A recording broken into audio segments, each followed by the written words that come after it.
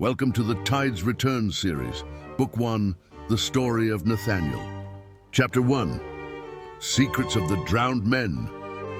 The coastal town of Tide's Breadth existed in a perpetual shroud of mist, a place where the mundane world seemed to fade away and the ethereal took hold.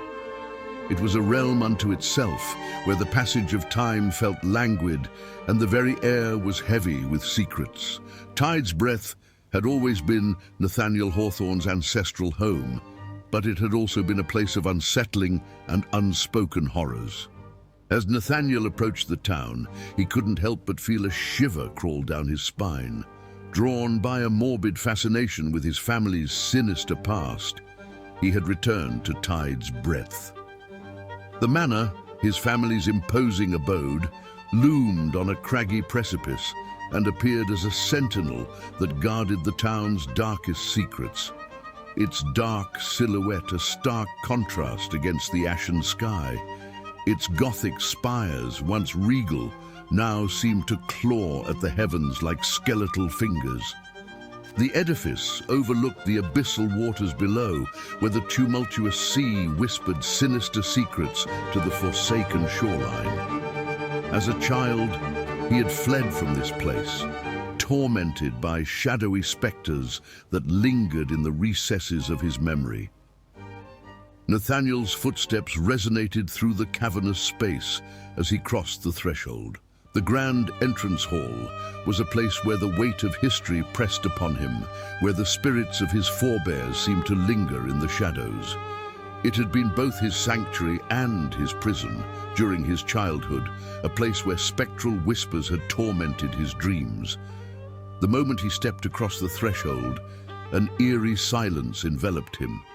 The grand entrance hall, now a cavernous chamber of desolation, greeted him with faded opulence. It had once been a place alive with the laughter of children and the music of grand parties. Faded tapestries, remnants of the grandeur that had once filled these halls, hung like specters on the walls. Portraits of his ancestors lined the corridor, their faces locked in expressions of stoic disapproval, their eyes following him with an unrelenting gaze. The tapestries, once vibrant with color, now hung in tatters, bearing the scent of decay that clung to their frayed threads. Lady Evelyn, his mother, awaited him in the dimly lit drawing room, a place where tales of the sea and ethereal lore had once captivated Nathaniel's young imagination. But her presence had changed, transformed into something cold and distant. Her once vibrant eyes, the color of the deep sea, had turned a disquieting shade of deep, unnatural green. Her skin, once kissed by the sun, now seemed translucent, as if concealing something malevolent beneath the surface. At first, Nathaniel dismissed the subtle changes, attributing them to the tricks of fading daylight. The oppressive mist that enshrouded Tide's Breadth cast eerie shadows after all. But as days turned into nights, the transformation in Lady Evelyn became undeniable. He found himself avoiding her more and more, seeking refuge from her unsettling presence. Her voice, once a soothing melody, now carried an eerie cadence, her words laden with hidden meanings that left him with an unshakable sense of foreboding. The library, a chamber of forgotten knowledge within the manor, became his sanctuary. Its towering shelves held dusty tomes and faded journals that whispered tales of dark rituals and forbidden pacts. Here, he unearthed the first chilling revelation, an unholy legacy that bound his family to something called the Drowned Men of Tide's Breadth. Amidst the labyrinth of knowledge, Nathaniel's eyes fell upon a large, intricate music box, resting delicately on one of the shelves. Its craftsmanship was unparalleled, adorned with intricate carvings of aquatic creatures and serpentine tendrils.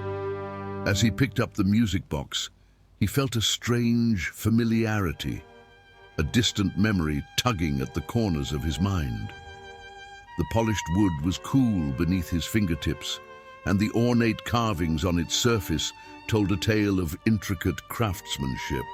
He examined the delicate music box and found the lid inexplicably sealed, a testament to the artisan's skill. The beauty and intricacy of the music box were undeniable, its carvings depicting scenes of an ocean's depths, teeming with life.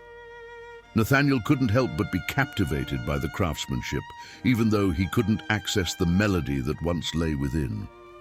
He set it aside, a curious relic among the many mysteries that awaited him within Tide's Breath's gloomy embrace. After examining the music box, Nathaniel's curiosity reluctantly yielded to the pressing weight of his research. He returned to his seat among the towering shelves, a heavy oak desk before him, its surface worn by years of study. As he sank into the high-backed chair, he felt the familiar embrace of the library's quiet solitude enveloping him, a sanctuary where the secrets of Tide's Breath waited patiently to be unveiled.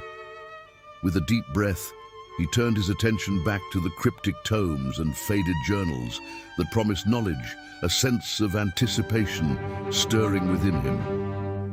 The scent of aged parchment and the dim glow of antique lamps served as his refuge. It was here that he continued his exploration of the cryptic texts and arcane symbols that promised insight into the town's unsettling past. These volumes chronicled the unholy connection between Tide's Breath and the malevolent drowned men. These enigmatic figures were shrouded in legend, beings who had once been human but had succumbed to the abyssal depths and emerged transformed, their forms twisted by the unfathomable powers that dwelled beneath the sea. Each page turned revealed a fresh layer of horror, the pact forged between his ancestors and the drowned men, the sinister power granted to the town, and the dreadful toll exacted from those who surrendered to the abyssal waters. The drowned men, it seemed, were the very embodiment of malevolence, a force that pulsed through the veins of Tide's Breath like a dark undercurrent. Nathaniel was tormented by the chilling realization that his mother's transformation was not an isolated event. Her fate was part of a pattern stretching back through generations, a legacy that ensnared his family in a web of darkness from which escape seemed increasingly elusive. His home library, once a sanctuary, had transformed into a prison of its own. Nathaniel grappled with the revelation of his mother's connection to the town's dark history, and the mysteries that lay ahead were as profound and treacherous as the abyssal waters that encircled Tide's Breath. Despite the relentless dread that clung to him, he understood that there was no turning back. Tide's Breath held him in an unyielding grip, and the malevolent forces dwelling within its murky depths would not release him without exacting a harrowing price. With this chapter's end, enigmas persist, poised for unraveling in the forthcoming chapters of our dark odyssey. As you delve deeper into the enigmatic tale of Tide's Breath, be sure to leave your mark in the shadows below. Like to illuminate the path, comment to share your own cryptic theories, and subscribe to stay bound to the secrets that linger in the depths. Together, we shall unravel the mysteries that plague this haunting story. If you find this tale as captivating as we do, we encourage you to share it with kindred spirits who have an appetite for supernatural mysteries. Let our eerie, enchanting story reach those who will revel in the enigma that awaits. We extend our deepest gratitude to you, dear listener, for embarking on this enigmatic journey with us. Your presence has illuminated our path, and we are truly thankful for your company in this shadowed realm. Until we meet again, may the mysteries of Tide's Breath linger in your thoughts.